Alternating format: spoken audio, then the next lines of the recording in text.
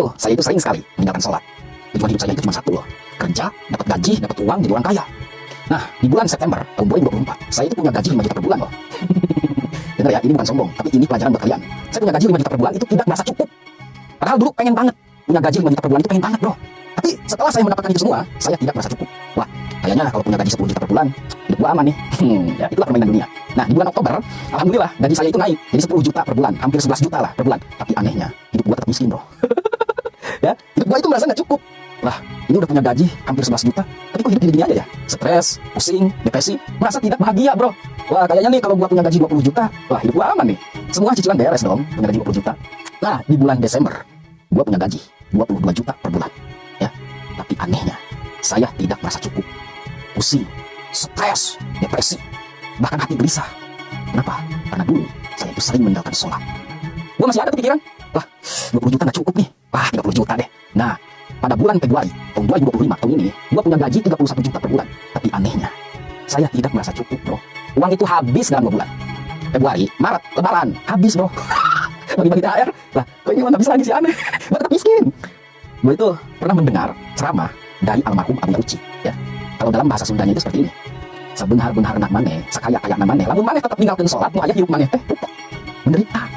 Jadi harta, tahta, wanita itu tidak menjamin kebahagiaan. Ya, sekaya apapun diri Anda, sebanyak apapun harta Anda, mau Anda punya istri 4, semua istri Anda itu cantik, tetap, kalau Anda meninggalkan sholat, hidup Anda tetap menderita. Aneh kan? Nah, ada apa dengan sholat? Ternyata saya pernah merasakannya. Gue bukan sombong ya, ini gue bukan sombong loh. Gue sekarang rajin sholat. Ya, walaupun sholat saya itu nggak benar, bacaannya masih salah, dikir-dikirnya masih salah, huruf-hurufnya masih salah, tapi gue itu merasa tenang kok. Pikiran yang asalnya stres jadi normal, hati yang asalnya gelisah jadi normal. Itu gara-gara sholat. Makanya inti dari kehidupan itu adalah sholat. Kenapa kalian harus sholat? Karena Allah memanggil Anda 5 kali dalam sehari. Subuh, lohor, asar, maghrib, isya. Allah itu memanggil kita loh. Walaupun kita penuh dengan dosa, pemabuk, pezina, judi, dan lain sebagainya, tetap Allah masih memanggil kamu untuk sholat, untuk bertobat. Yang lebih parah itu ketika seseorang putus asa dari rahmat Allah. Sedangkan la taqnatu min rahmatillah. Jangan putus asa dari rahmat Allah. Karena Allahu Ghafurur Rahim. Allah itu Maha Pengampun lagi Maha Penyayang. Sebesar apapun dosa Anda pasti diampuni sama Allah. Asalkan Anda mau bertobat. Ini kenapa gue jadi ustaz? Tapi gak apa-apa ya, semoga bermanfaat. Karena ya Allah gak mungkin bohong, bro. Udah jelas kok di dalam Al-Quran itu kan Allahu Ghafurur Rahim. Allah Maha Pengampun lagi Maha Penyayang. Tapi kenapa kita itu tidak percaya dengan Allah? Oke? Please, jangan tinggalkan sholat. Karena sholatlah yang akan mengubah hidup kita dan menenangkan kehidupan kita.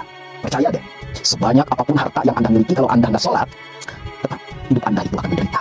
Lu mau punya mobil Lamborghini, mobil Avanza, mobil McLaren, tetap lu hidup menderita kalau lu nggak sholat. Percaya deh.